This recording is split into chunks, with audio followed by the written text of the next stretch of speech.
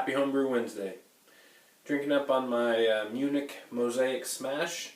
Made this a couple months ago, and it's really coming into its own.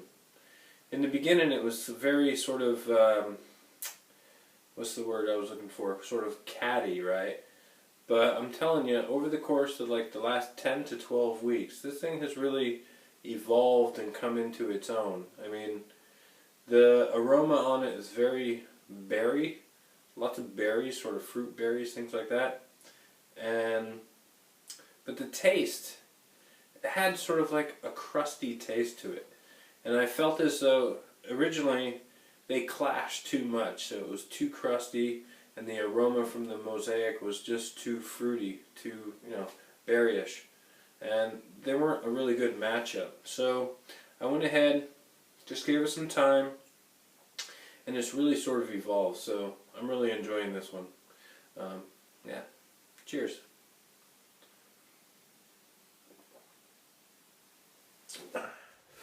So this week, I had an opportunity to get together with none other than HarryBrew69.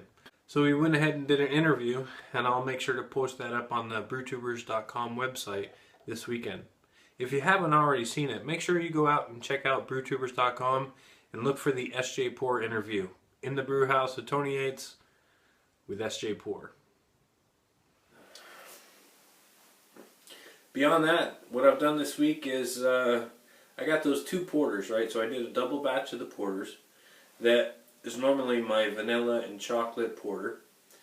In one, I did the vanilla and chocolate editions about a week ago, and then it's in the secondary. When I put it into the keg, in one I'll add the coconut, and in the other one this week I added in cocoa nibs, and then I also added in bacon and coffee, cold brewed coffee, of course. So it's going to be a oatmeal, coffee, chocolate, bacon breakfast porter. So I've talked about it in the past, but yeah, I went ahead and baked up the bacon this week. So let me go ahead and show you what that looks like.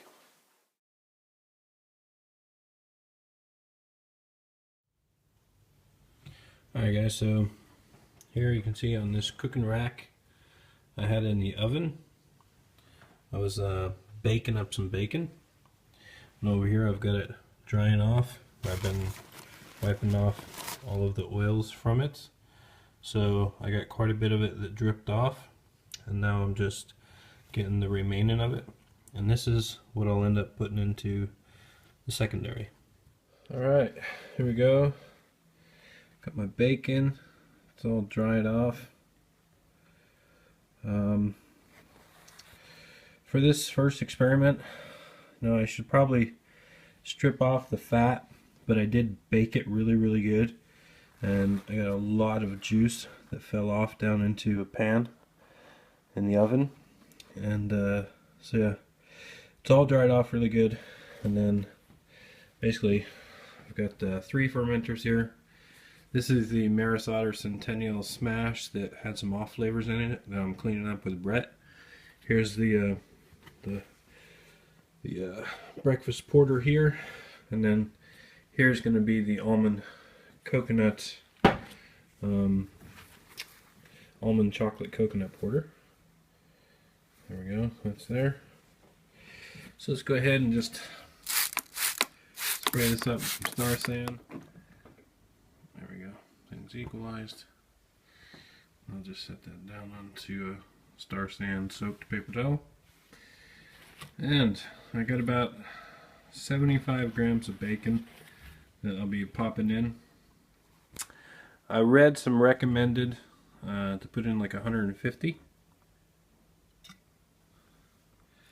But I'm going to start off with about 75 grams, and I'll let that soak for about 5 days before I cold crash.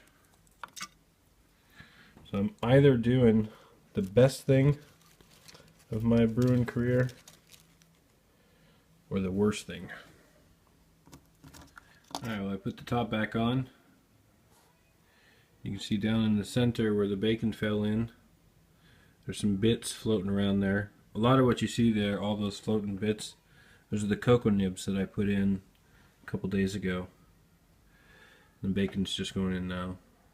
So there's a couple bits up on top, but I can see like a big bit down here on the bottom. Probably can't see that, but some floating, some just sinking. You can see the hole right there in the middle. So they're in there. Next comes the cold brewed coffee. So there's basically two ways that you can do this. The one way is that you can do like a vodka infusion, which pretty much is to take normal bacon, fry it up in a pan like you normally would, eat the bacon, but keep the bacon grease, because you want that bacon grease to infuse in the vodka. The way that you do it is if you have like half a fifth, pour half a fifth out, and then take a whole tablespoon, maybe just a touch more, and put it into that vodka. Put it into a vessel that you can sort of cap off. Give it a really good shake, and then put it into the freezer overnight. Let it freeze. The vodka is not going to freeze, but the fat will freeze. So the next morning, that'll be on top, and you can scrape the fat right off, and then that bacon taste and aroma you'll get out of the vodka. Then you got bacon infused vodka.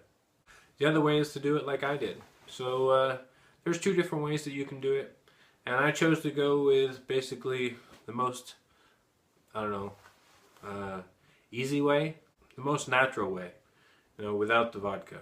So there it is. I hope that in another week or so I'll keg it up and give it a few weeks before I give it a stir, and then give it a whirl. So we'll see how that goes.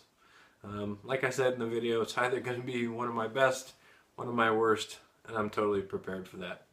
If the breakfast porter doesn't work out, then the coconut porter will probably be my SJPorr entry.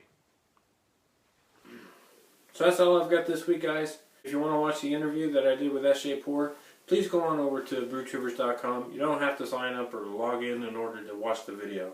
So just go ahead and give it a gander. There's also, this coming Saturday, I'm going to publish the interview that I did with HarryBrew69. And that's going to be great. Harry's a really nice guy, really affable, down to earth, and funny too. So it's I had a really good time, and I hope he did too. And I'm looking forward to future interviews in the near future. So it's going to be a regular thing. So like every Saturday, I'll post a new interview. Initially, what I want to do is break through and go through all of the guys that are doing the hubs for the SJPorr competition, and then I'll go ahead and start branching out and interviewing all of the other brew tubers that we know and love, and really looking forward to that. So I hope you guys are having a hell of a good week and have a better weekend. Cheers.